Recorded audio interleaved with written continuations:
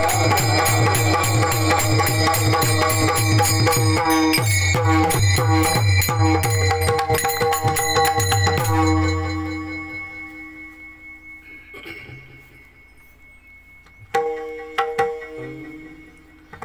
पाठ गीता, नाम पाठ गीता, नाम पाठ गीता गाये सदा।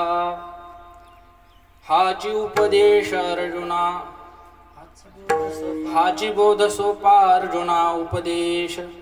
नाम पाठे क्लेश सर्व गेले, जनार्दनाचा एका वाचे गाये गीता, जनार्दनाचा एका वाचे गाये गीता।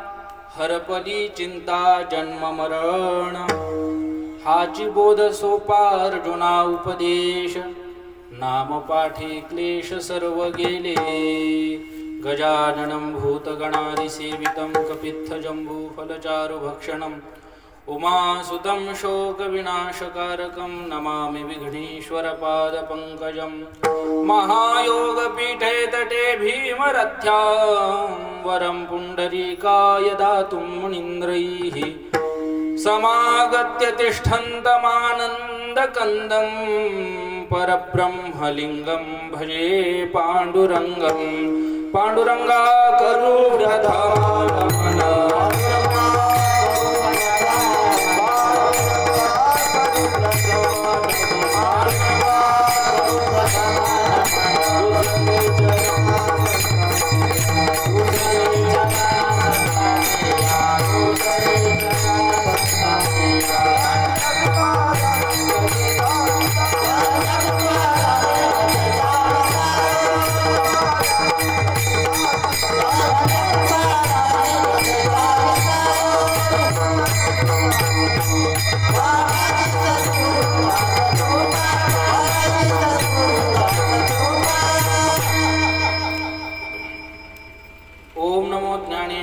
करुणाकरा दयाळा, तुमचा अनुग्रह लाधलो पावन झालो चराचरी।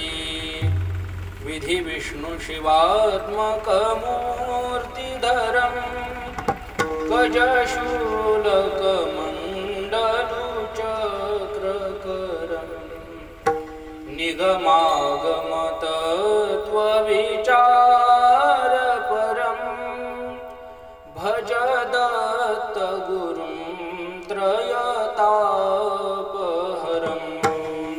तीन शिरे सहा हात तया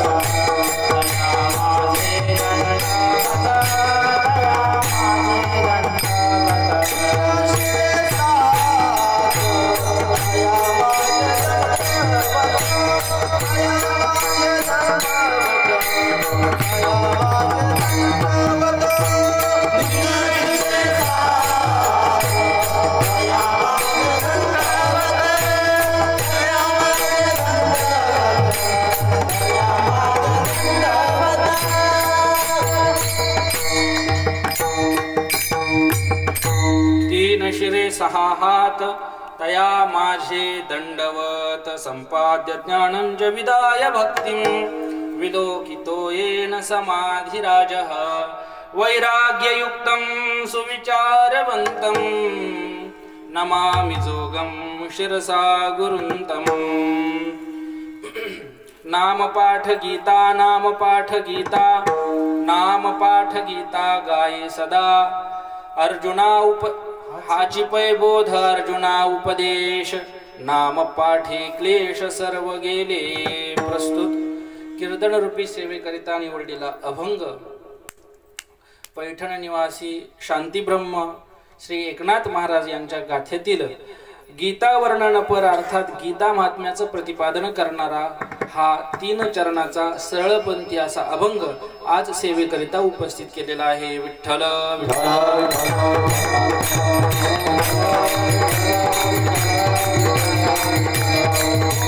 सेवेला प्रारंभ करण्यापूर्वी अल्पसा परिहार देणं वक्त्याचं कर्तव्य असतं. सर्वश्रुत आहे, सर्वज्ञात आहे, सर्वांनाच माहीत आहे. तरी देखील वक्त्याचं कर्तव्य म्हणून वेळ पण जाईल तेवढाच म्हणून मी थोडंसं तुमच्या पुढे कार्यक्रमाचा परिहार देतो. आज पाहिलं तर आहे वर्ष 2021 सुरू आहे. त्यामधला हा मार्गशीर्ष महिना. या मार्गशीर्ष महिन्याच्या बाबतीत बोलत असताना देवानं सांगितलेलं काय, मासाहम मार्गशीर्षोहम.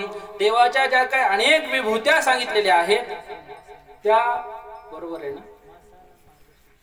मासाहम मार्गशीर्षोहम. तर त्या ज्या काही विभूती सांगितलेल्या आहेत त्या विभूतीपैकी मार्गशीर्ष महिना हा एक भगवंताची विभूती आहे. अशी भगवंताची विभूती असणारा हा पावन मार्गशीर्ष महिना. त्यामध्ये आज एकादशी तिथी आहे, मोक्षदा एकादशी आहे. भगवान दत्तात्रयाच्या जन्मोत्सवानिमित्त होत असणारा आपला या पाडळी गावामध्ये हा श्रीमद भागवत नाही आपलं श्रीमद वाल्मिकी आपलं भावार्थ रामायणाचा हा सप्ताह होतच नाही. महाराज हसण्यासारखी गोष्ट ह्याच्यामुळे झाली कारण का हे होतच नाहीये, त्यामुळे बोलण्याची सवयच नाही वाक्यांना. श्रीमद आपले हे असंच म्हणता येतं, श्रीमद भागवत, श्रीमद वाल्मिकी रामायण, परंतु श्रीमद एकनाथी रामायण अर्थात भावार्थ रामायण. या भावार्थ रामायणाचं चिंतन आपण या ठिकाणी करत आहोत. गेल्या वर्षाप्रमाणे अर्थात गेल्या वर्षी झालाच नाही कारण का कोरोनाचं संकट होतं, परंतु 2 वर्षाच्या खंडानंतरही आपण सगळेजण काय आहोत, जिवंत आहोत.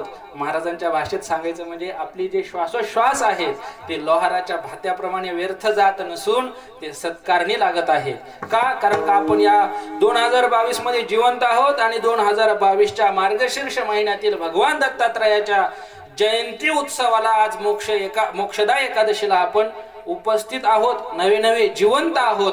त्यामुळे आपण खरोखर धन्य आहोत. विठ्ठल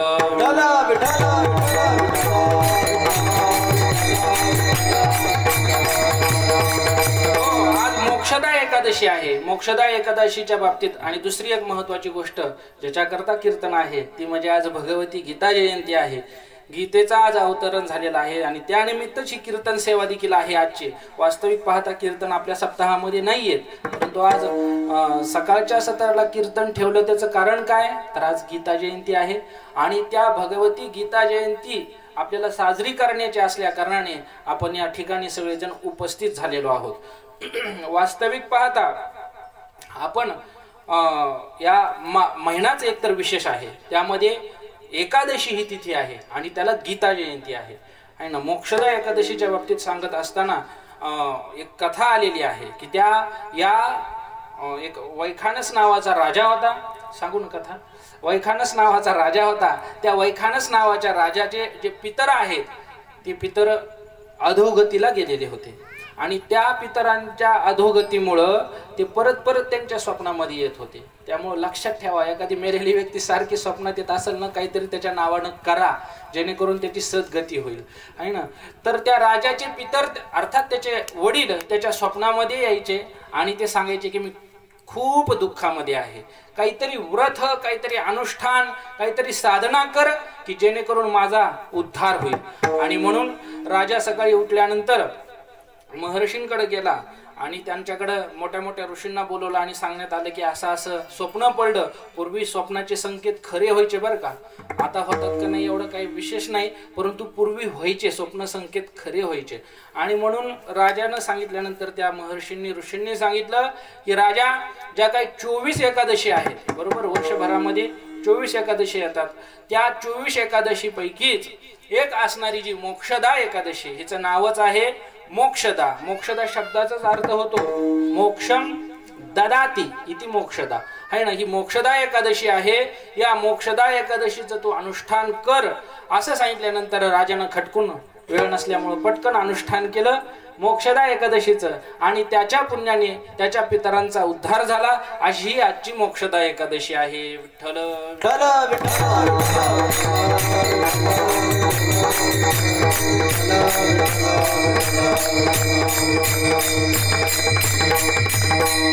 हो, या मोक्षदा एकादशीच्या पावन पर्वावरती आज आपण सगळेजण या ठिकाणी जमलेलो आहोत. त्यामध्ये विशेषत्वानं हे सगळा एकल्याचा नव्हे खेळ म्हणून मेळ जमविला असे सूत्रधार हरिभक्त परायण गुरुबंधू माऊली महाराज आहेत। आणि त्यांना म्हणजे सर्व तन मन धनानं सहकार्य करणारे आमचे ताते आणि त्यांचे सर्व कुटुंबीय आहेत।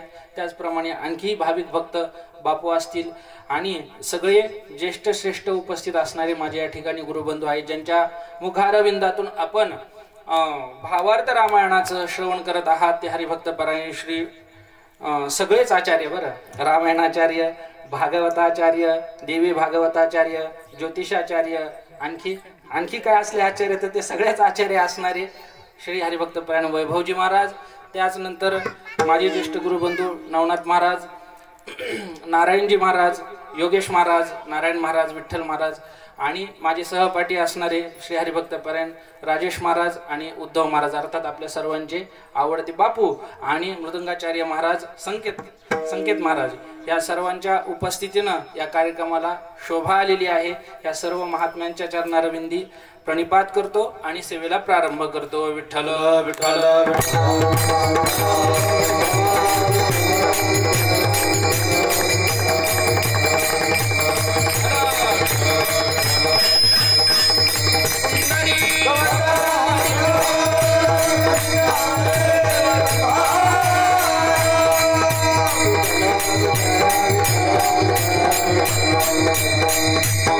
नाम पाठ गीता, नाम पाठ गीता, नाम पाठ गीता गाये सदा, हाची उपदेश अर्जुना, सोपा अर्जुना उपदेश, नाम पाठे क्लेश सर्व गेले। प्रस्तुत अभंगामध्ये शांती ब्रह्म श्री एकनाथ महाराज या अभंगामध्ये गीतेचं महत्व प्रतिपादन करतात, परंतु फक्त गीतेचं अर्थात गीता या ग्रंथामध्ये असणाऱ्या तत्वज्ञानाचं महत्व प्रतिपादन करत नाहीयेत। त्याचं तर महत्व आहे, अनन्यसाधारण महत्व आहे, यात काही संशय नाही। परंतु या ठिकाणी गीता या शब्दाचा नामपाठ केला असता, गीता या शब्दाचा नामपाठ केला असता आणि गीता या शब्दाचा नामपाठ केला असता काय होईल तर तुमचे क्लेश सर्व जातील असं या ठिकाणी एकनाथ महाराज सांगतात। आणि हाच गीतारूपी उपदेश अर्जुनाला केलेला आहे। एकनाथ महाराज म्हणतात की मी माझ्या जीवनामध्ये म्हणजे जनार्दन स्वामींचा शिष्य असणारा मी एकनाथ महाराज म्हणतात की मी माझ्या जीवनामध्ये काय केलेलं आहे तर सदैव गीतेचं गायन केलेलं आहे, अर्थात गीता म्हणलेली आहे, गीतेची उपासना केलेली आहे आणि त्यामुळं माझ्या जीवनातील सर्व क्लेश गेले असा अभंगाचा सरळ सरळ अर्थ आहे। विठ्ठल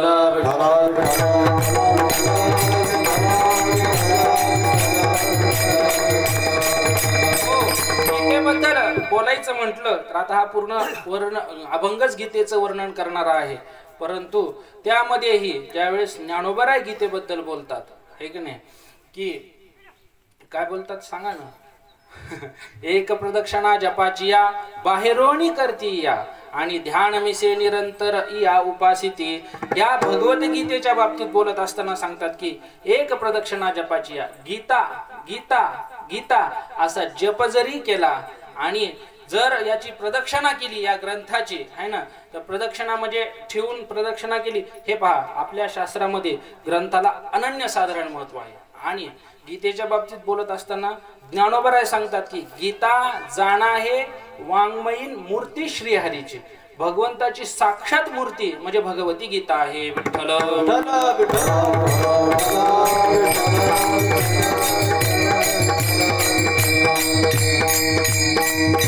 तिच्याबद्दल बोलत असताना भगवान शेवटी सांगतात य इमं परमं गुह्यं मद भक्तेष्व अभिधास्यति भक्तिमयी पराम कृत्वा मामे वैश्यसी, मला तो काय होतो माम एव यशसी म्हणजे तू मला प्राप्त होशील।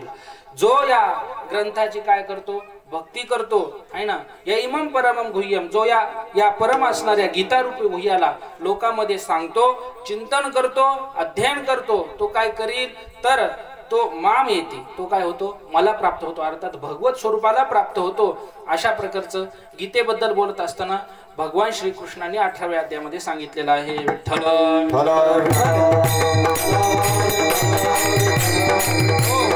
आता गीता गीता आपण म्हणतोय, परंतु गीता नेमकी आहे कुठली? गीतेचं जन्मस्थान काय? कीर्तन जयंती निमित्त आहे ना, तर मग जयंती जन्मोत्सवाचा सांगितला पाहिजे गीतेचा, बरोबर ना? तर मग गीता आहे कुठून, आली कुठून? तर ज्ञानोबरायांनी वर्णन केले. आता भारग कमळ परागू जो गीता ख्यू प्रसंगू है ना, जो संवादला श्रीरंगू अर्जुनेसी. गीता काय आहे? तर भारत अर्थात महाभारत रूपी कमळ आहे आणि त्या कमळातील परागकण म्हणजे गीता आहे. आणि ही गीता म्हणजे नेमकं आणखी स्पष्ट सांगा ना काय आहे? तर जो संवादला श्रीरंगू अर्जुनेसी, भगवान श्रीकृष्ण आणि अर्जुन यांचा जो संवाद आहे त्या संवादाचंच नाव गीता आहे. विठ्ठल.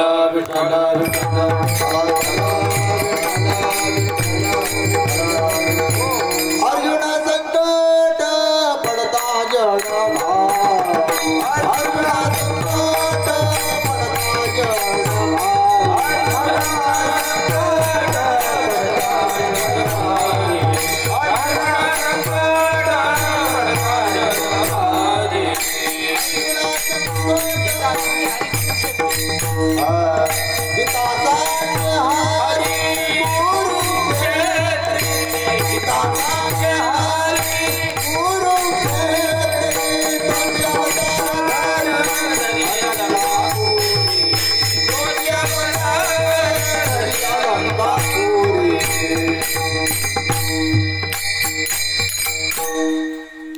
अर्जुना संकट पडता जड भारी, गीता सांगे हरी कुरुक्षेत्री है ना. कुरुक्षेत्रावरती झालेला भगवंताचा आणि अर्जुनाचा हा काय संवाद आहे, आपला विषय हा सुरू होता है ना. गीता काय आहे? जो संवादला श्रीरंगू अर्जुनेसी. तर हा गीता काय आहे? एक संवाद आहे. संवाद आहे. संवादाला एवढं महत्व का आहे की नाही? संवादाला महत्व त्यावेळेस येत असतं, एकतर त्या संवादाचा वक्ता मोठा असला पाहिजे, नाहीतर त्या संवादाचा श्रोता मोठा असला पाहिजे, नाहीतर त्या संवादामध्ये चालत असणारा जो विषय तो मोठा असला पाहिजे. तिन्हीपैकी एक जरी मोठा असलं तरी त्या संवादाला काय होत असतं? मोठेपणा प्राप्त होत असतो. विठ्ठल.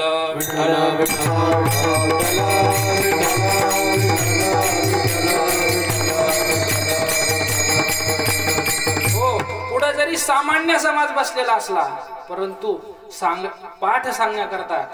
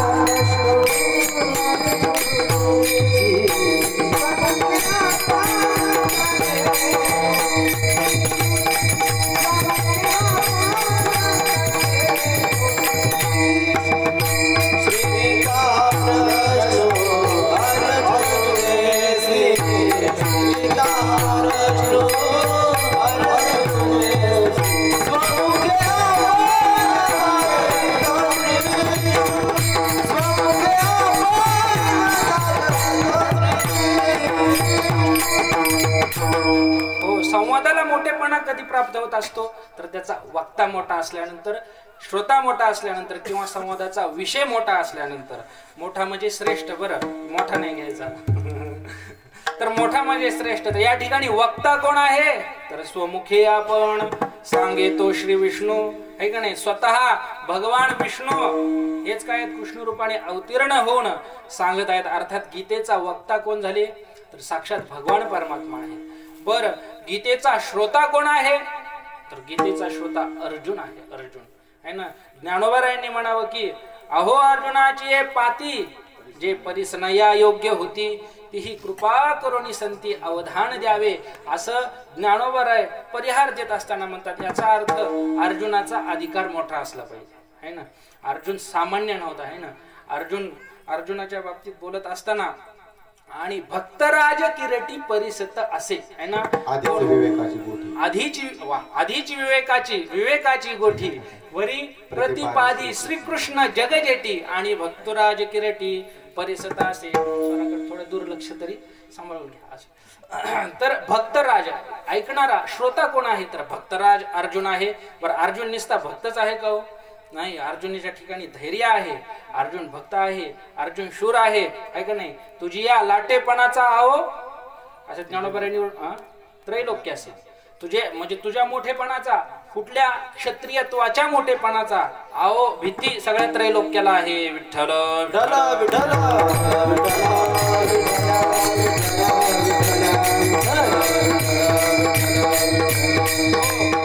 अर्जुन साधा नव्हता है का नाही. तुवा संग्रामी हरू जिंतीला निवात कवचाचा ठाव फेडिला है ना. तू काय काय केलंस ज्या वेळेस अर्जुन मोहाने ग्रस्त झालेला आहे. थांबा तो प्रसंग नंतर सांगायचा आहे. पण अर्जुन कसा होता एकदम श्रेष्ठ होता. कशाच्या बाबतीत भक्तही होता आणि तो श्रोताही श्रेष्ठ श्रोता होता. कारण का ते कशावरून कळतं तर वेळोवेळी जागोजागी देवाला काय केलेत अर्जुनाने प्रश्न केलेले. याचा अर्थ सजग श्रोता होता. झोपलेला नाही ना कोणी. हा सजग श्रोता होता आणि तो एक शूर होता. ज्ञानोबारांनी सांगितलं ना काय तू शूरवृत्तीचा ठावो आणि क्षत्रिया माझी राहो तुझ्या लाटेपणाचा आहो त्रैलोक्यासी. असा शूरवृत्तीचा ठावो अर्जुन अत्यंत शूर होता. त्यानं काय केलं तर संग्रामी हरुजिंतीला पाशुपतास्त्र मिळवण्याकरिता अर्जुनानं काय केली होती वनामध्ये जाऊन तपश्चर्या केली घनघोर तपश्चर्या केली.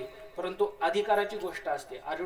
अर्जुनाने जरी तपश्चर्या केली असली तरी देखील हा आपण शस्त्र देण्याच्या योग्यतेचा आहे का नाही हे तपासून पाहण्याकरिता भगवान शंकरांनी एका भिल्लाचा वेश धारण केला.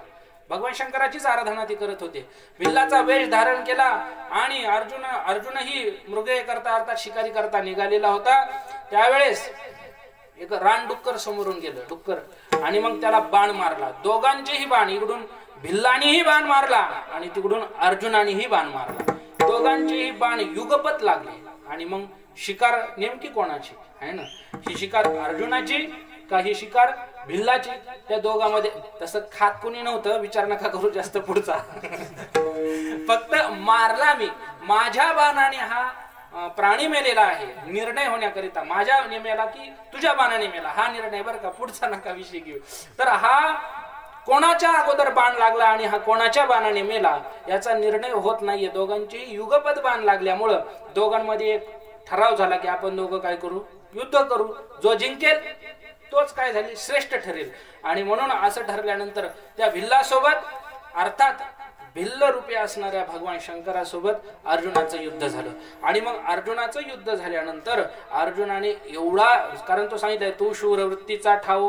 अर्जुन अत्यंत शूर होता है ना. त्या अर्जुनासोबत भगवान शंकराचं युद्ध झाल्यानंतर भगवान शंकरांना विश्वास पटला की हा काय आहे योग्य आहे.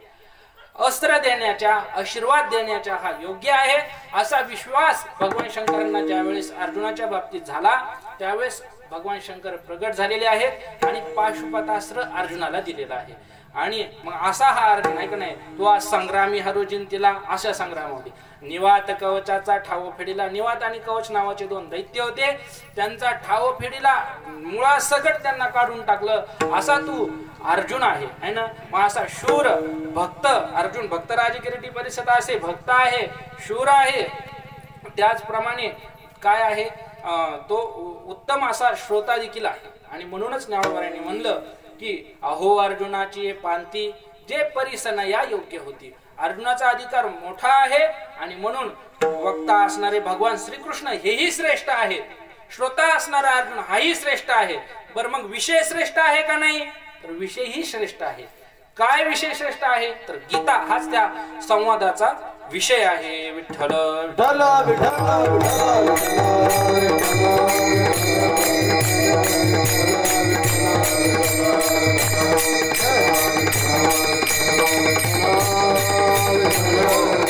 अर्जुनाला गीता सांगितली म्हणून जो संवाद आहे त्या संवादाचा विषय असणारी गीता ही श्रेष्ठ आहे. विषयही श्रेष्ठ आहे.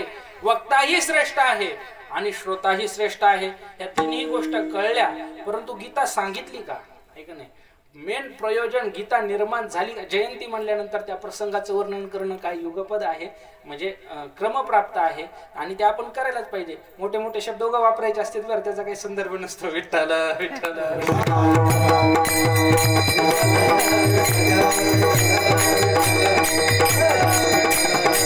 हो, तर ज्या वेळेस कौरव आणि पांडव यांच्यामध्ये काय झालेला आहे, विवाद झालेला आहे. विवाद खूप समजावून सांगून देखील दुर्योधन समजत नाहीये.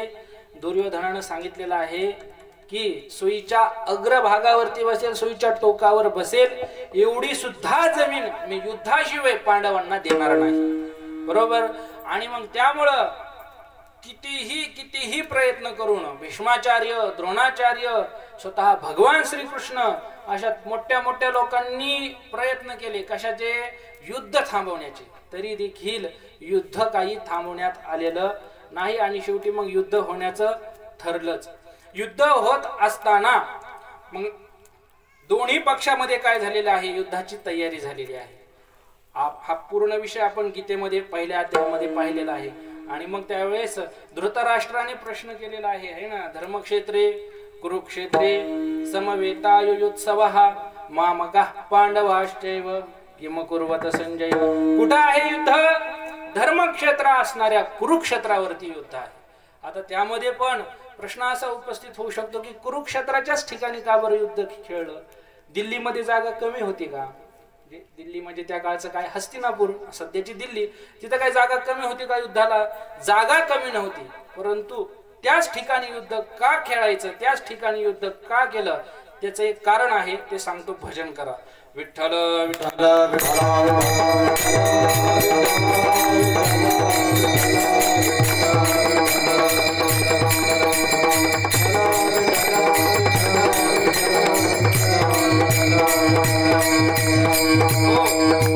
हस्तिनापूर अर्थात दिल्ली कुठे येते? दिल्ली आता हे स्वतंत्र राज्य झालं. आणि कुरुक्षेत्र हे येतं हरियाणामध्ये. खूप अंतर आहे दोन्हीचं.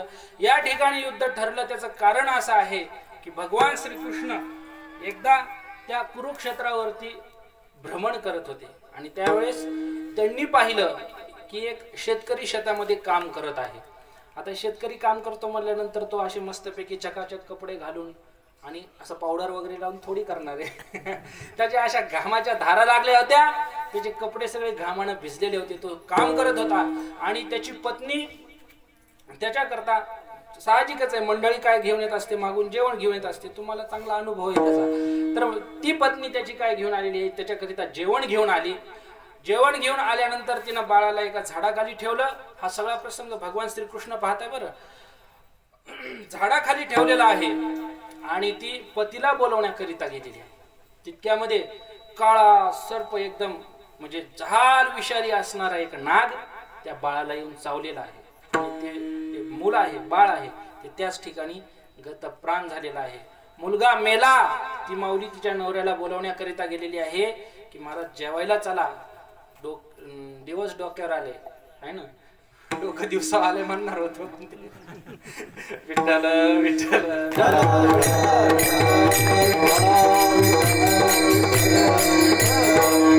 असे श्रेष्ठ श्रेष्ठ महात्मे तुमच्या ते मुखचंद्राचा प्रभाव आहे, त्याला मी काय करू शकत नाही. तर दिवस डोक्यावरती आलेला आहे. भोजनाची वेळ झालेली. आपल्या पतिदेवांना ती माऊली बोलवायला गेलेली आहे आणि तितक्याच काळामध्ये तिथे एक असा काळा कुळकुळीत असा साप येऊन त्या मुलाला ढसलेला आहे आणि तो मुलगा त्याच ठिकाणी गतप्राण झालेला आहे. मुलगा मेला. माऊली आता बोलवली, आता काय माणसाला बोलवलं लगेच हा चल तू बोलवलं म्हणून लगेच तुझ्या मागे येतो असं नसतं. हातातलं काम पूर्ण करूनच माणूस येत असतो. त्यानं सांगितलं चल पुढं हो, मी आलोच.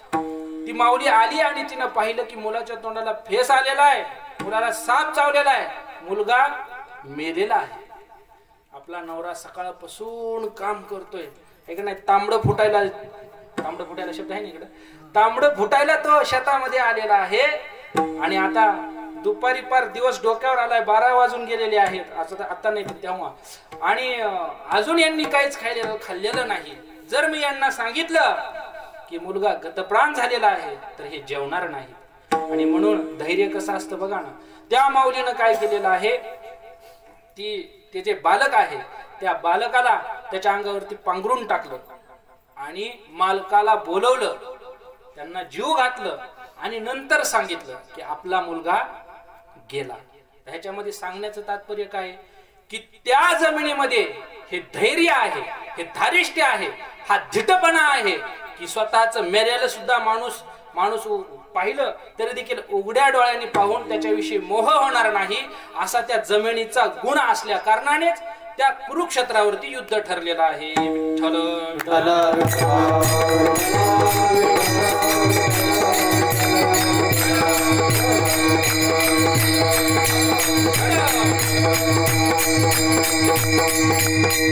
आणि म्हणून धर्मक्षेत्रे कुरुक्षेत्रे म्हणून ते धर्मक्षेत्र आहे. त्या ठिकाणी राजसूय यज्ञ करण्यात आलेला होता. पूर्वीच्या अशा धर्मक्षेत्रा या पदावरती बोलत असताना भरपूर काही सांगितले, परंतु कुरुक्षेत्रावरती युद्ध ठरलं आणि मग भगवान श्रीकृष्ण आहे ना युद्धा करीत आलेले आहेत. कोण? भगवान श्रीकृष्ण पांडवांच्या बाजूने आणि यादवी सेना ही कौरवांच्या बाजूने आहे ना. आता समजून घ्या सगळं झालं ते दुर्योधन आणि अर्जुन गेले, एक जण पायाला बसला, एक जण उशाला बसला, ते ऐकलेलंच आहे तुम्ही सर्वांनी, त्यामुळे काय आपलं शॉर्टकट. तर युद्ध ठरलेलं आहे आणि दोन्हीही दळ अर्थात सैन्य समोरासमोर येऊन उभे राहिलेले आहेत. एका बाजूने पांडव सैन्य आहे आणि दुसऱ्या बाजूने कौरव सैन्य आहे.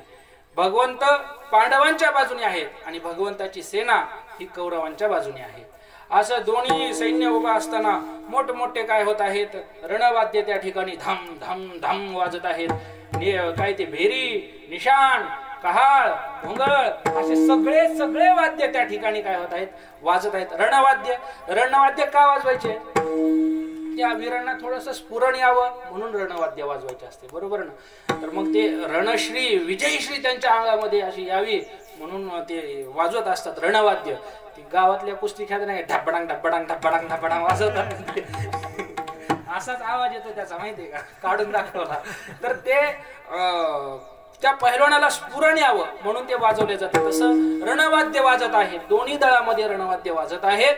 आणि मग तितक्यामध्ये भगवान श्रीकृष्ण अर्जुनाचे सारथी आहेत आणि आहे ना ध्वजस्तंभावरी वानरू जो मूर्तिवंत शंकरू आणि सारथी शारंग धरू अर्जुनीसी आहे ना. शारंग धरू सारथी अर्जुनीसी, शारंगधर असणारे भगवान परमात्मा हे काय अर्जुनाचे सारथी आहेत आणि अर्जुन माग बसलेला आहे. आणि अर्जुनाने मग सांगितलेलं आहे का नाही, सेनयोरुभयोर मध्ये रथम स्थापय मेच्युत, हे अच्युत मे रथम उभयोः सेनयोः मध्ये स्थापय, माझा रथ काय कर नियोनी घालावा दोही दळ आहे ना, दोन्ही दळाच्या मध्यभागी तू माझा रथ स्थापन कर, असा अर्जुनाने भगवंताला आज्ञा केलेली आहे ना. का तर सारथी आहे तिथं, काय तो भगवान परमात्मा नाही, सारथी आहे. आणि म्हणून भगवंताने देखील काय केलेलं आहे, लगेच रथ हाकललेला आहे आणि दोन्ही दळांच्या मध्ये आणून उभा केलेला आहे. आणि मग त्यावेळेस अर्जुनानं पाहिलं की काय भयंकर सैन्य आलेलं आहे ना. 18 अक्षौहिणी सैन्य होतं ना, तर मग ते काय साधारण असणार आहे का, है ना. सैन्य सिंधू असा शब्द आलेला आहे ज्ञानेश्वरीमध्ये. सैन्य सिंधू, सैन्य म्हणजे सैन्याचा सागर त्या ठिकाणी साक्षात उभा आहे. तो अर्जुनानं पाहिला. पण पहिल्या पंक्तीला है ना श्रेष्ठ सगळे धनुर्धर योद्धे थांबलेले आहेत. मग कोण कोण आहेत तिथं, गीतेमध्ये त्याचं सविस्तर वर्णन आलेलं आहे का नाही. आचार्य पितरा पुत्रा तथैव च पितामहः है ना, मातुला श्वशुरा पौत्रा शाला संबंधिनस्तथा एक नाही. आचार्य, हा आचार्य आहेत, आचार्य द्रोणाचार्य आहे ना. मी पार्थो द्रोणाचा केला जिने धनुर्वेद मज दिदला आहे ना, या उपकारानं देवा पुढचं येते आहे ना. तर त्या ठिकाणी द्रोणाचार्य आहेत आहे ना, कृपाचार्य आहेत. कृपाचार्य त्यांचे कोण होते, कुलगुरु होते, बरोबर ना. कुलगुरु असणारे कृपाचार्य आहेत.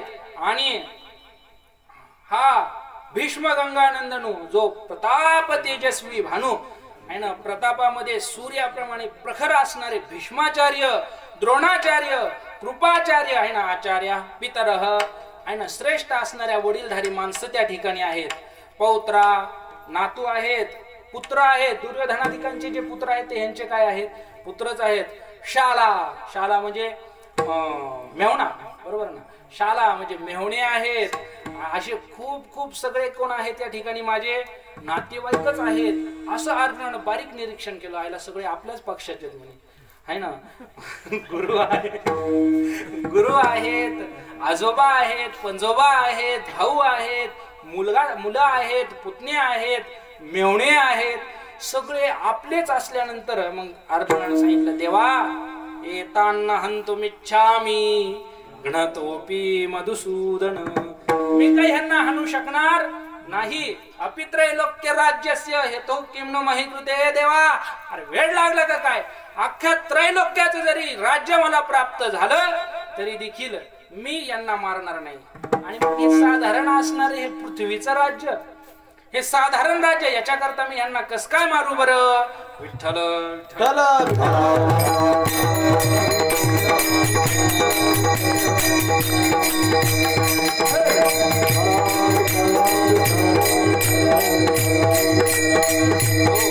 त्रैलोक्याचे अनकळित जरी राज्य होईल प्राप्त तरी हे अनुचित नाचरे मी. देवा हे अत्यंत अनुचित आहे. हे अनुचित असणार आचरण मी या ठिकाणी करणार नाही. कोण कोण आहेत पुढे देवा नीट पाहणं तुला कळत नाही का. पुढे साक्षात गुरुवर्य आहेत. गुरुला आपण माराव का हो? गुरुला कधी मारू नये का नाही. गुरुची सेवा करावी आहे का नाही.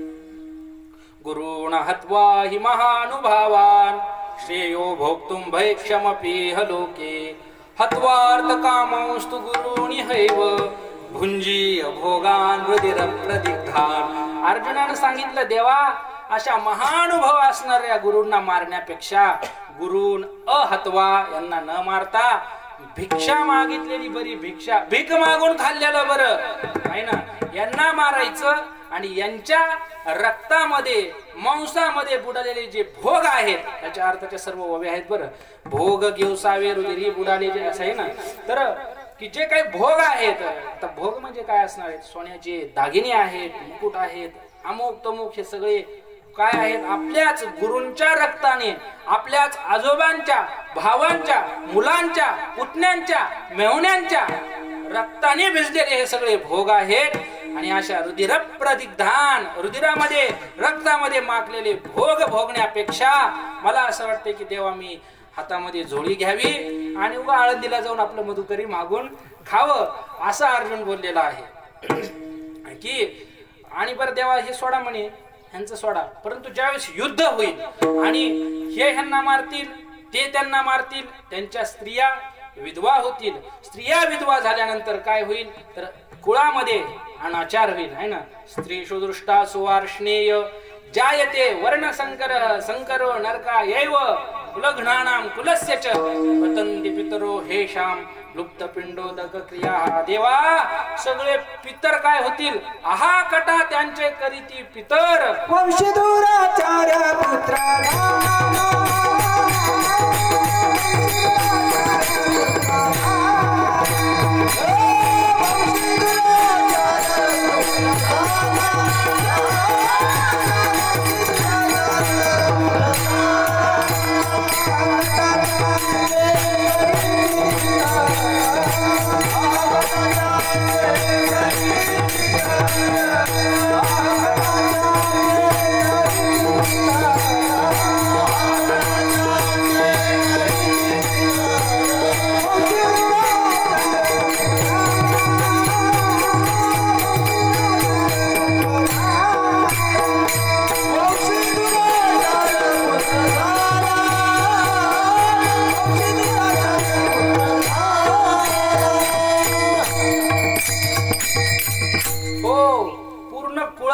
वर्णसंकर झाल्यानंतर आहे का नाही. लुप्त पिंडोदक क्रिया, हा पिंडोदक पिंडदान करणे, तर्पण करणे आहे का नाही. 10व्याला वगैरे करत असतात ते.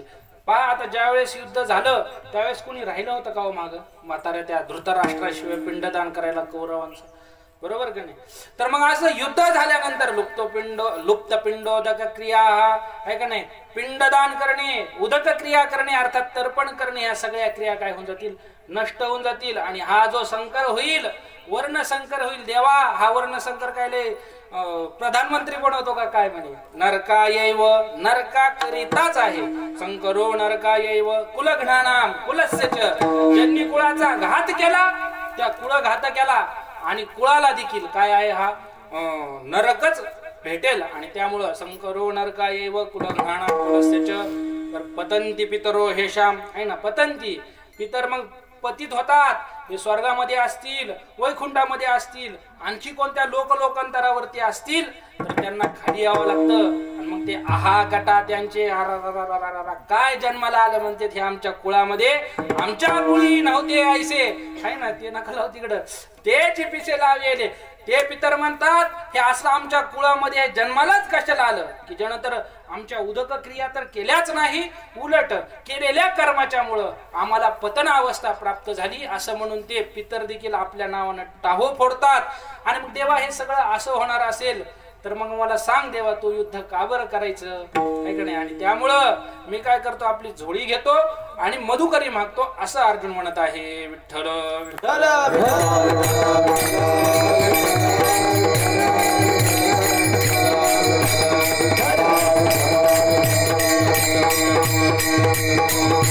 देवाने सांगितलं, देवा आपला अर्जुना ठीक आहे, तू नकोस युद्ध करू, तू नको मारू, परंतु तू जरी मारणार नसाल यांना तरी देखील हे तुला सोडतील का? हे नाही, हे तुला काय करतील, चारी बाजूनी घेरतील, सगळेजण धनुष्य लावतील आणि मग काय तू सांग मला, तिथं तू तुझ्या कृपाळूपणाने वाचल्या जाशील का असा प्रश्न अर्जुनाने केल्यानंतर अर्जुन म्हणतो, देवा यदि माम प्रतिकारम शस्त्रम शस्त्रपाणयः धार्तराष्ट्रा रणे हन्योस्तन्मे क्षेमतरम भवेत. धार्तराष्ट्रा हा रणे हन्यो हो, मला त्यांनी मारो, या रणांगणामध्ये त्यांनी मला मारलं तरी देखील तन मे मम है ना मयम क्षेमतरम, ते मला काय आहे क्षेम तर आहे, कल्याणकारक आहे. त्यांनी मला या ठिकाणी मारून जरी टाकलं, चौक बाजूनी त्यांनी मला घेरलं आणि मारून टाकलं तरी देखील ते माझ्याकरिता क्षेमकारक आहे असं अर्जुन बोलत आहे. हे अर्जुनाचं हे असं बोलणं ऐकलं देवानं. अर्जुन काय झालेलं आहे, अगो झोपेतून उठल्यावर बरळत नाही का माणूस, झोपेत बरळतो ना, त्याप्रमाणे अर्जुन झोपेत बरळलेला आहे. विठ्ठल विठ्ठल.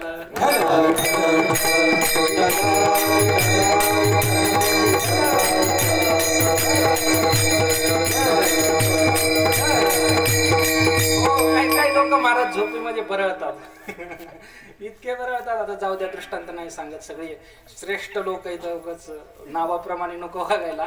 तर अर्जुन झोपेत बरळल्यासारखा देवाला इतक्या वेळ बरळलेला आहे की काय देवा हे असं, काय देवा हे तसं, भलत्या उपपत्त्या अर्जुनाने दिल्या की असं होईन तसं होईन. आणि मग देवाने सांगितलं, अरे काय तू या देवाने लावलंस, पण देवानं पण काय असं सहजी नाही सांगितलं. अर्जुनाने सांगितलं काय, कार्पण्य दोषोपहत स्वभाव पृच्छामि त्वां धर्म सम्मूढचेता यच्छ्रेयश्चा निश्चितं ब्रूहि तन्मे शिष्यस्ते हम शादी मां त्वां प्रपन्नम. अर्जुनाने सांगितलं, हे देवा अहम ते शिष्य, मी तुझा शिष्य आहे, माम शाधी, माझं लग्न लावून दे असा अर्थ नाही करायचा. माम शादी म्हणजे तुम्हाला काय कर, उपदेश दे आहे का नाही. शास धातू आहे, त्याचं लोट मधलं हे द्वितीय पुरुषाचं एक वचन शादी होतं. विठ्ठल विठ्ठल.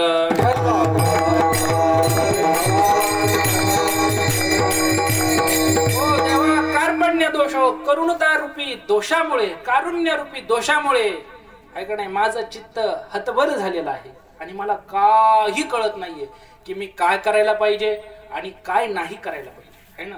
यच्छ्रेयः यस्यान निश्चितं ब्रूहि तन्मे, जे आमच्याकरिता निश्चित स्वरूपाने श्रेय असेल ते तू आम्हाला सांग. असं ज्यावेळेस देवाला सांगितलं ना त्याच वेळेस देवानं बोलायला सुरू केलं आहे ना. तोपर्यंत देवाने आपली अर्जुन गीता ऐकून घेतली पहिल्या अध्यायामध्ये.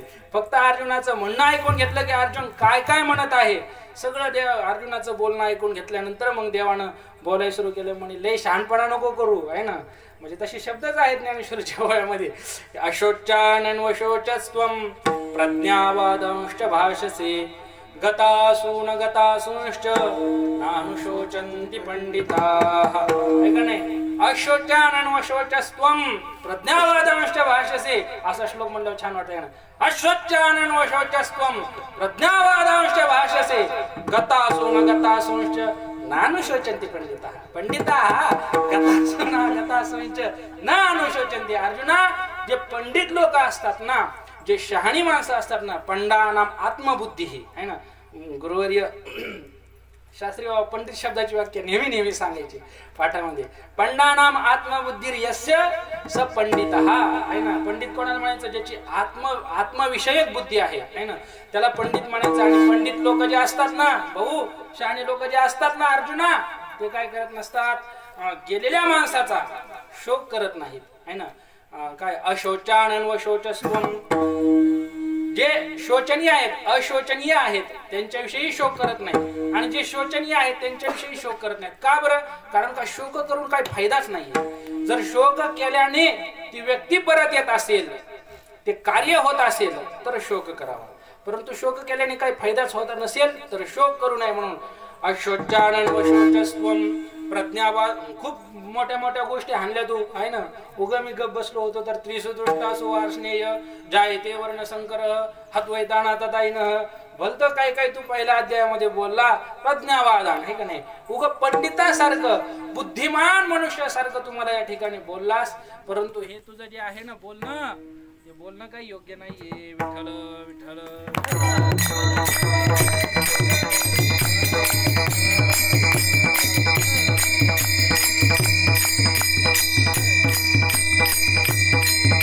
स्वतःला शहाणा समजत आहे अर्जुना, परंतु तू काही शहाणा नाही है ना. काय तू स्वतःला जाणता म्हणत आहेस, परंतु नेणवेतेन संडीसी, पण तू लहानपणाला बालकपणाला तू काही सोडत नाहीयेस असं देव म्हणतात. असं अर्जुनाला बोलले देव. आणि मग त्यानंतर देवाने हळूहळू हळूहळू एका एका पद्धतीने एका एका पायरीने अर्जुनाला दिव्य असा जो उपदेश केला त्यालाच गीता म्हणल्या जातं. विठ्ठल विठ्ठल.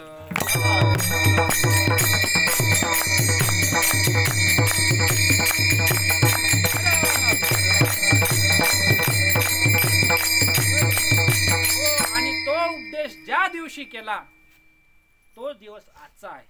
आज ही मोक्षदा एकादशी. आजपासून युद्धाची सुरुवात झाली होती. कुठं? कुरुक्षेत्रावरती पांडव आणि कौरवांच्या युद्धाची सुरुवात आजपासून झाली होती. आणि मग हे असं अर्जुनाने येड लागल्याने केल्यामुळं देवाने त्याला ही गीता ऐकवलेली आहे. थोडी थोडी शब्द येते ते रामानंद महाराज राहिलो त्यांच्यासोबत, त्यामुळे काय तर देवाने गीता अर्जुनाला सांगितलेली आहे. आता गीता सांगितली म्हणजे मग लगेच ओम श्री परमात्मने नमः आहे का नाही. आणि मग अर्जुन उवाच एवं सतत युक्ता आहे. अर्जुन लगेच असा देवाला संस्कृत मध्ये म्हणला. आणि मग देवाने लगेच सांगितलं श्री भगवान उवाच मय्यावेश. अशा प्रकारचा काही तिथं प्रसंग झालेला नाही. यद्यपि त्या काळातली भाषा संस्कृत असली तरी देखील श्लोक रूपानेच कृष्णार्जुन संवाद, गीतारूपी संवाद कृष्णार्जुन हा श्लोक रूपानेच झालेला आहे. अशातला भाग नाही. सरळ सरळ अर्जुनाने त्याची व्यथा मांडली देवापुढं. देवा हे असं असं आहे. आणि देवाने त्याला सरळ सरळ काय केलेला आहे? उपदेश केलेला आहे. आणि तो उपदेश म्हणजेच गीता. आणि तोच गीतारूपी उपदेश आज अर्जुनाला देवाने केलेला असल्या कारणाने आज ही गीता माऊली, ही भगवती गीता, श्रीमद भगवत गीता आज आपल्यामध्ये जन्माला आली, प्रगट झाली. आणि म्हणून आज आपण गीता जयंतीचा उत्सव करत आहोत. विठ्ठल विठ्ठल.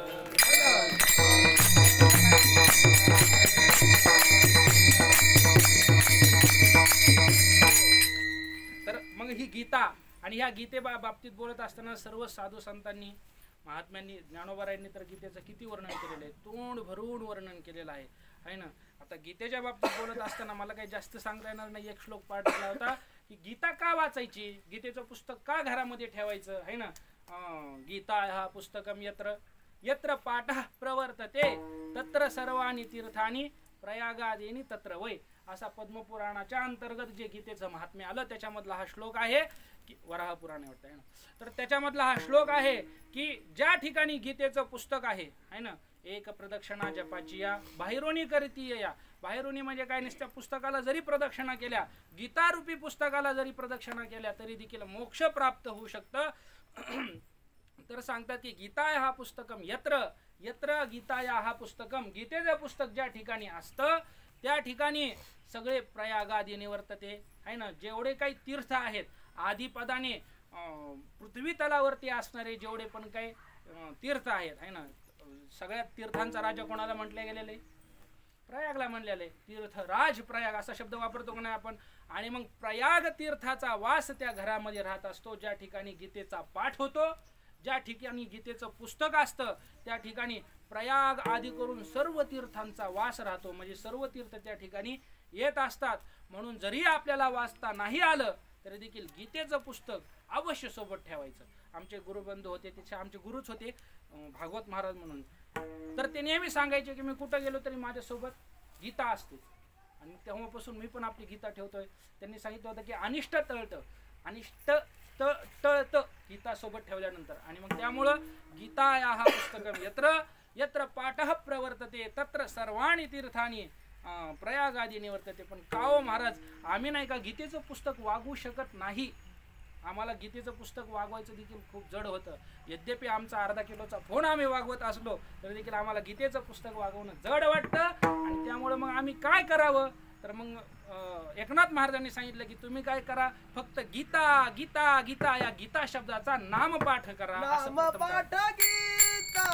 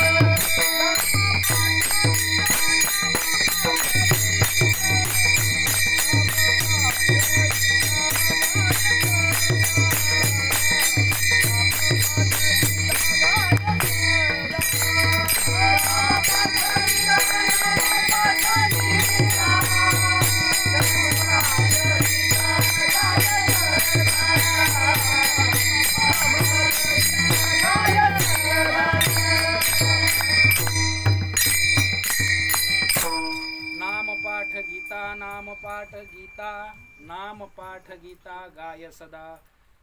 शांती ब्रह्म एकनाथ महाराज या ठिकाणी सांगतात की नामपाठ गीता. आपला विषय हा सुरू होता की आम्ही गीतेचं पुस्तक नाही वागू शकत.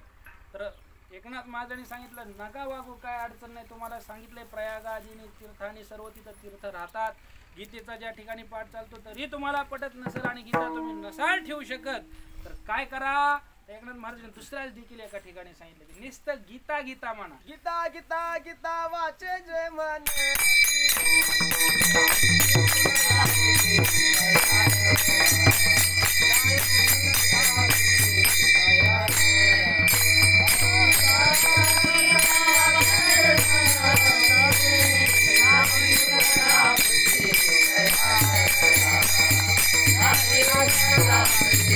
Hare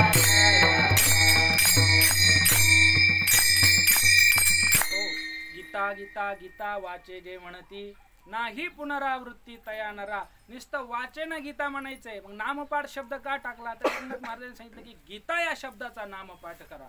कशाप्रमाणे, ज्याप्रमाणे आपण भगवंताचं नामपाठ करतो, नाम जपतो का नाही, हे का नाही, रामकृष्ण हरी रामकृष्ण हरी रामकृष्ण हरी, हे जसं आपण नामाचं स्मरण करतो, नाम पाठ करतो, हे का नाही, हरिपाठ पाठ करतो, तसा गीतेचा पाठ करा, है ना. गीता या शब्दाचा निसता गीता गीता गीता गीता गीता असं जरी म्हणले तरी देखील आहे का नाही, नामपाठ गीता नामपाठ गीता नामपाठ गीता गाय सदा. हा काय करा तुम्ही, या गीतेचं सदैव नामपाठ करा, है ना. आता मग त्याच्यामध्ये पण प्रश्न असा उपस्थित होऊ शकतो की गीता गीता सांगितलेलं आहे ठीक आहे, परंतु गीता काय एक आहे का हो? गीता खूप आहेत ना. कृष्ण गीता आहे ना, ही श्रीमद भगवत गीता आहे बरं. कृष्ण गीता, गोकर्ण गीता, राम गीता, उद्धव गीता, गुरु गीता, अष्टावक्र गीता. गीतेचे काय आहेत, आणखी प्रकार आहेत. परंतु मग ह्याच गीतेचं तुम्ही का बरं ग्रहण करू शकता किंवा का करायचं, आहे ना. हिचं नाव काय आहे, श्रीमद भगवत गीता, बरोबर ना. भगवत गीता असं या गीतेचं नाव आहे. तर मग या ठिकाणी तर असा काही शब्द केलेला नाही ना, असा शब्द दिलेला नाही ना, काय याच गीतेचं तुम्ही गीता गीता म्हणून पाठ करा.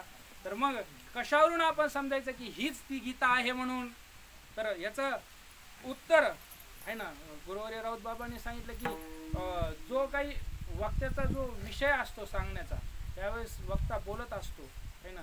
तर इथं गीता गीता गीता असं सांगितलेलं असलं तरी इथं श्रीमद भगवत गीतेचंच ग्रहण करायचं का, तर असा काही व्याकरणाचा नियम आहे, तो काय मला माहीत नाही, आठवत नाहीये.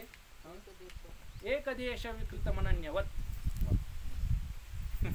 एक देश, एका देशाने विकृत जरी असला, याचा अर्थ तो एक देश नसला तरी देखील त्याचंच ग्रहण होतं. गीता गीता गीता या शब्दामध्ये, या अभंगामध्ये, त्या दुसऱ्या गीता गीता गीता जो काही आणखी अभंग असेल त्याच्यामध्ये, किंवा गीता अलंकार नामज्ञानेश्वर या गीता शब्द, या सर्व ठिकाणी संत वाङ्मयामध्ये आलेला जो गीता शब्द आहे, गीतेच्या बाबतीत गीता शब्द आलेला आहे, तो श्रीमद भगवत गीतेचंच ग्रहण करण्याकरता आहे. का बरं, त्याला नियम काय, तर एक देशे विकृत मनन्यवत. जसं एका देशाने विकृत असलेला माणूस तो राहत नाही, अशातला भाग नाही.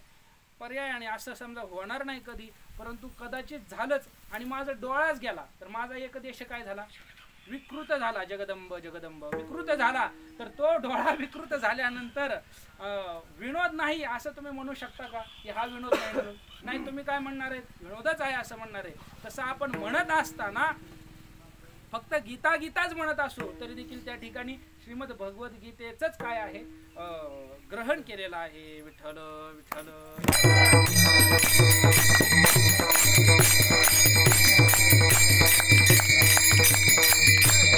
किंवा दुसरं एक कारण असं सांगता येईल की याच गीतेचं का बरं ग्रहण करायचं, नामपाठ गीता या अभंगामध्ये याच गीतेचं ग्रहण का करायचं, तर त्याचं कारण असं आहे की दुसऱ्या चरणामध्ये सांगितलेलं आहे, हाची बोध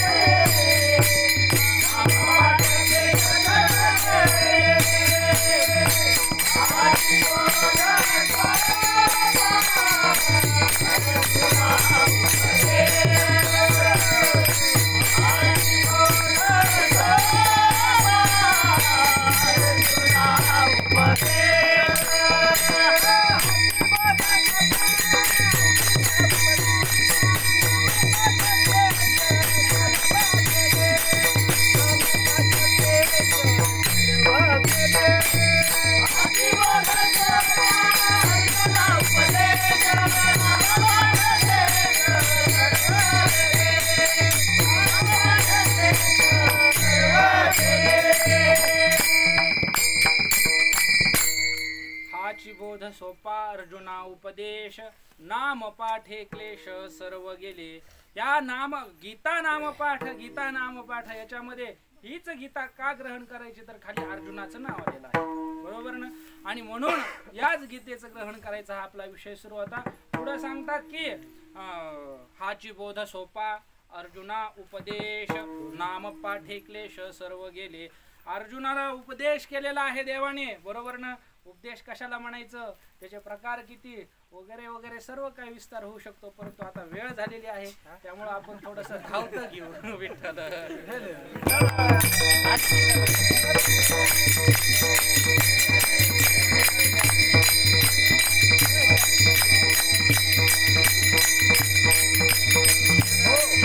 गीता म्हणजे काय आहे तर अर्जुनाला भगवंताने केलेला उपदेश आहे. अर्जुनाला उपदेश का केला त्याचं कारण आपण पाहिलं होतं की आपण पूर्ण त्याची पार्श्वभूमी पाहिली गीतेची. परंतु दुसरं एक कारण असं की अर्जुन काय झाला होता, गर्भगळीत झाला होता, धैर्य सोडलं होतं, धैर्य. आणि धैर्याला मनुष्याच्या जीवनामध्ये खूप महत्व असतं बरं. माणसाकडे काही नसू द्या, फक्त धैर्य असू द्या. धैर्य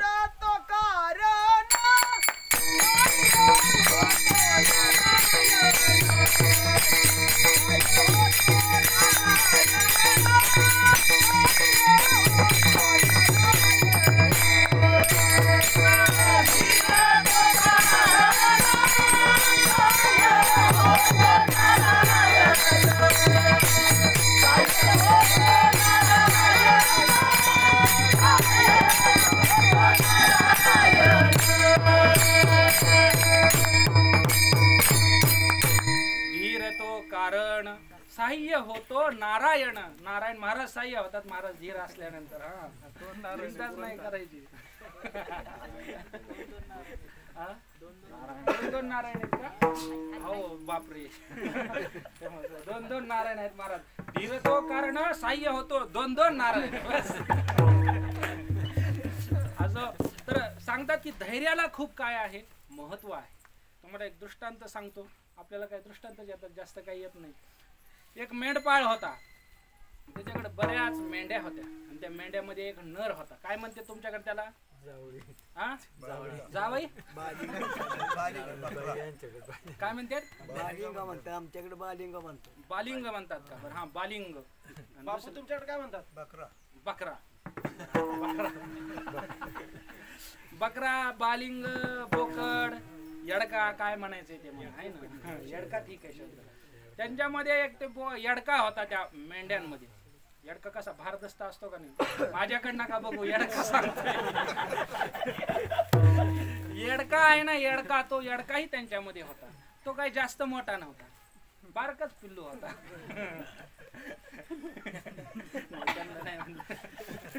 येडका होता, ऐका. तर येडका होता, त्या मेंढ्यांमध्ये तो राहायचा. तो मेंढपाळ काय करायचा, रोज मेंढ्यांना जंगलामध्ये चारायला न्यायचा. पूर्वीचे दिवस, पूर्वी जंगलामध्ये वाघ सिंह असायचे बरं का, आता राहिले नाही, पूर्वी असायचे. तर जंगलामध्ये रोज घेऊन जायचा. पण हा जो येडका होता ना, तो काय करायचा, सर्व मेंढ्या अशा शेतामध्ये लागल्या, वनामध्ये गेल्या, जंगलामध्ये, की हळूच बाजूला सरकून जायचा. त्यांना सगळ्यांना नादी लावायचा, स्वतः बाजूला जायचा. आणि मग बाहेर इकडं तिकडं जायचा. मस्तपैकी त्याला पाहिजे तसं मग खायचा प्यायचा, त्याला जे करायचे ते सगळं. तिकडं तो वनामध्ये फिरायचा, विहार करायचा. आणि पुन्हा दिवस मावळला, मेंढ्या गावाकडे निघाल्या की काय करायचा, तो पण लगेच यायचा. त्याचा रोजचा नित्यक्रमच असा सुरू झाला की मेंढ्या शेतामध्ये आल्या, आपलं वनामध्ये आल्या, जंगलामध्ये आल्या की हळूच रस्ता मोडायचा, दुसरीकडे जायचं. आणि पुन्हा नंतर मेंढ्या ज्यावेळेस परत जातील त्यावेळेस पुन्हा त्यांच्यासोबत परत जायचा. हा त्याचा नित्यक्रम ठरला. तो रोज असं करायचा. पण एके दिवशी असं झालं, त्यानं वाट चुकवली रोजच्या प्रमाणे आणि तो जंगलामध्ये गेला. चरत होता तितक्यामध्ये काय झालेली, मोठ्या मोठ्या मेघ गर्जना झालेली आणि पाऊस पडायला सुरू झालेली आहे. कधी कधी येतं ना, अवकाळी पाऊस येत असतो ना. आणि त्यामुळं मग त्या मेंढपाळाला काय वाटलं की आपण काय करावं, या ठिकाणावरून निघून जावं. कारण का जर जोरात पाऊस आला, मेंढ्या भिजल्या तर आजारी पडतील. म्हणजे त्यांची केस विस खूप असतात ना, मेंढ्या आजारी पडतील. आणि त्यामुळं त्या मेंढपाळानं काय केलेलं आहे, सगळ्या मेंढ्यांना हाकलून घरी नेलं आणि हा एकटाच जंगलामध्ये राहिला. त्यानं पाहिलं आता वेळ तर खूप झालेला आहे, अंधार पडायला लागलेला आहे आणि आता आपण एकटे देखील जाणं शक्य नाही आहे ना. त्याला भीती वाटायला लागली की एवढा मोठा जंगलातून रस्ता आहे आणि सोबत कसं आपल्या सगळ्या मेंढ्या असायचे, भाऊबंदकी असायचे, त्यामुळे जमते. परंतु आता एकट्याने जाणं काय आहे, कठीण आहे. आणि म्हणून त्यानं ठरवलं की आपण आता काय करायचं, इथंच थांबायचं. कुठं, जंगलामध्ये. तो जंगलामध्ये थांबला, पण थांबायचं कुठं, संध्याकाळी थंडी वाजेल, पाऊस लागेल, ऊन नसतं म्हणा, पाऊस लागेल, वारा लागेल. आणि म्हणून त्यानं इकडं तिकडं शोध घ्यायला लागला. तर त्याला एक मोठी गुफा दिसली. त्या गुफेच्या तो तोंडाजवळ गेला. नेमकं असं होतं की गुफेच्या तोंडालाच असा एक उंच दगड होता आणि तो त्या दगडावरती बसला. त्याला माहित नव्हतं की ही काय सिंहाची गुफा आहे म्हणून, परंतु तो बसला. आणि त्या ठिकाणी बसल्यानंतर सिंह त्यावेळेस गुफेमध्ये नव्हता, बरं हे लक्षात ठेवा. सिंह कुठं गेलेला होता, गेलता शॉपिंग करायला, शिकार करायला गेला होता. सिंह गेलता शिकार करण्याकरिता. आणि ज्यावेळेस सिंह परत आला त्यावेळेस त्यानं पाहिलं की वट्ट्यावरती कोणतरी बसलेलं आहे ना. आता तो सिंह तो कोण आहे, सिंह म्हणजे कोण असतो, जंगलचा राजा असतो आहे ना, शेर. त्यानं पाहिलं की आपल्या वट्ट्यावरती दरवाजाच्या बाहेर कोणीतरी बसलेले आहे ना. आणि मग तो जरा दपकला. त्यानं विचार केला की वट्टा माझा आहे, घर माझं आहे, माझ्या वट्ट्यावर कोणीतरी येऊन बसले, त्या अर्थी वजनदार माणूस असला पाहिजे, म्हणजे प्राणी असला पाहिजे आहे का नाही. असं साधं बोकड बिकड थोडी बसू शकता म्हणे. हा नाही ती कोण, हा आहे ती खेळायची तुम्ही चलू. हा बर बर बर हाव हाव हाव जा बघा बस.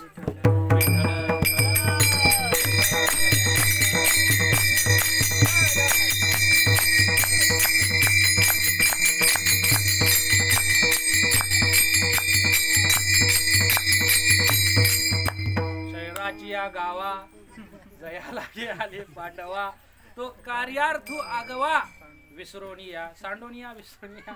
आणि असं असतं. जाऊ द्या, सोडून द्या. काय सुरू होतं आपलं, हा बोकड आपला तो यडका काय झालेला आहे, त्या वट्ट्यावर बसलेला आहे.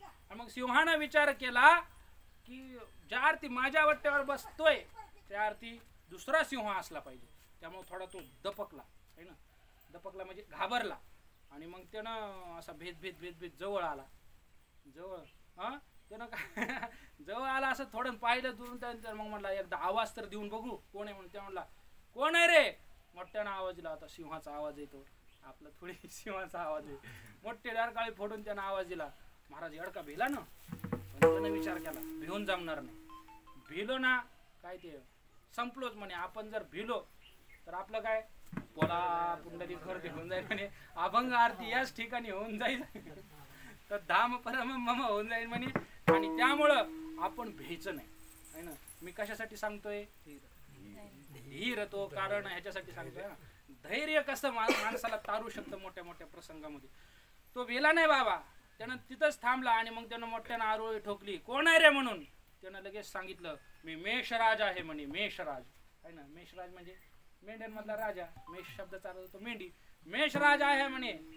मग ते म्हणलं अरे बापरे, मी कोण आहे, वनराज आहे ना, सिंह आहे. आणि हा कोण आहे, मेषराज आहे. वनराज म्हणजे हा पण कोणीतरी मोठा राजा आहे असं सिंहाला वाटलं. आणि सिंहानं मग हळूहळू हळू काढता पाय घेतलेला आहे. सिंह पळत सुटलेला आहे. सिंहाला वाटलं की मोठा राजा आला आता आपल्या वनामध्ये, आता त्यानं माझी खुर्ची घेतली, आता मला काही पर्याय नाही, माझी गच्छंती झाली. म्हणून सिंह काय झालेला आहे, पळत सुटलेला आहे, पळत सुटलेला आहे. खुर्च्यासाठी महाराज काय काय झालं आता आपल्या महाराष्ट्रात, काय बोलायचंय का. जाऊ द्या, काही नको बोलायला, लय लोक पण नाहीत ऐकायला. विठ्ठल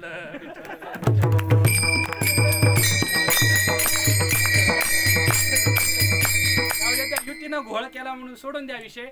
परंतु मग सिंह घाबरला आणि पळून गेलेला आहे. पळता पळता त्याला काय झालेलं आहे, एका ठिकाणी कोल्हा भेटलेला आहे. सिंह दादा, अरे काय झालं पळायला, एवढा सिंहासारखा सिंह तू आणि पळतोस का बरं. त्यानं सांगितलं की एक मेषराज नावाचा मोठा राजा आलाय म्हणे आपल्या जंगलामध्ये, आणि त्यानं माझ्या घरावरती कब्जा केलाय. भाऊ काय सांगता येत नाही, आपलं आता आपली सत्ता संपली. त्यामुळे आता मी काय झालेलो आहे, पळायला लागलेलो आहे. आणि मग त्यानं सांगितलं काहीतरी सांगता म्हणे तुम्ही, चला बरं मी तुम्हाला दाखवतो म्हणे. आपण काय करू, दोघ जण जाऊन पाहू. शिव म्हणे बरोबर आहे, काय कर आपलं. हा बर बर बर बरोबर आहे बाबाचं, बरोबर आहे. तसंच होणार आहे, पण ऐका ना माझ्या तोंडून.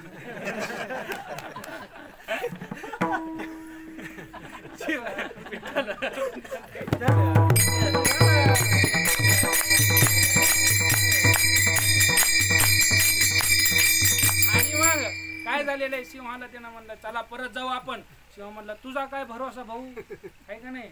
माणसामध्ये आणि प्राण्यामध्ये चॅप्टर असते महाराज, त्यामुळे लक्षात ठेवा. जाऊ द्या बाकीचा विषय सोडा. त्यानं सांगितलं की तू काय प्राण्यामधला चतुर प्राणी आहेस म्हणे, कुटील चतुर शार्प, आणि त्यामुळं मी काय तुझ्यावर विश्वास ठेवू शकत नाही. पण एक गोष्ट होऊ शकते म्हणे, आपण काय करू दोघ जण शिफ्टीला शेपटी बांधू म्हणे, आहे का नाही. तुझी आणि माझ्या शिफ्टीची गाठ मारू आणि दोघ जण त्याला भेव दाखवायला जाऊ म्हणे आपण, आहे ना. असे बरेच कोल्हे जरी किती एकत्र आले तरी सिंह, खरा सिंह भीत नसतो. आपलं पाय नाही, आता किती कोल्हे कुत्री एकत्र आले तरी सिंह भिला का नाही महाराज. काशीचं मंदिर मोकळं झालंच. विठ्ठल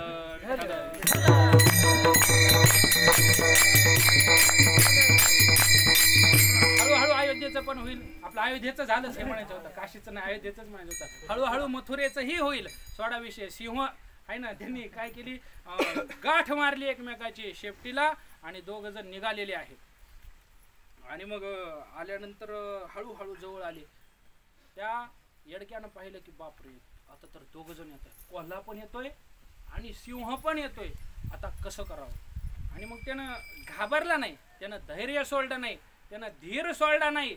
त्यानं काय केलं, आपल्या मनामध्ये आणखी धैर्य असं प्रबळ केलं आणि लांबून येत होताच तेव्हाच ते मोठ्यानं म्हणला, वा वा या या गधड्या म्हणे, तुला सांगितलं होतं ना 2 सिंह घेऊन या म्हणून, एकच सिंह का घेऊन आलास. असं म्हटल्याबरोबर सिंह आणि पळाला. सिंहानं महाराज कोल्याचा कार्यक्रम केलेला आहे. दृष्टांत संपला. मी सांगतो कशा करिता, धैर्य आहे ना, धीर तो कारण सहाय्य होतो नारायण. महाराज नारायणानं बुद्धी दिली, नारायणानं बुद्धी दिली आणि म्हणून त्या येडक्याला तशी बुद्धी सुचली. कशाची, धैर्य ठेवल्यामुळं. धीर तो कारण सहाय्य होतो नारायण. हा नारायण सहाय्य होणार आहे, परंतु अर्जुनानं धीर सोडला, धीर. आणि म्हणून हाची बोध सोपा आहे ना, हाची बोध सोपा अर्जुना उपदेश, नाम पाठी क्लेश सर्व गेले. अशामुळेच ह्या अर्जुनाने धैर्य सोडलं, म्हणून या अर्जुनाला गीतारूपी दिव्य असा उपदेश भगवंताने केलेला आहे. तोच गीता आहे. एकनाथ महाराज सांगतात हीच गीता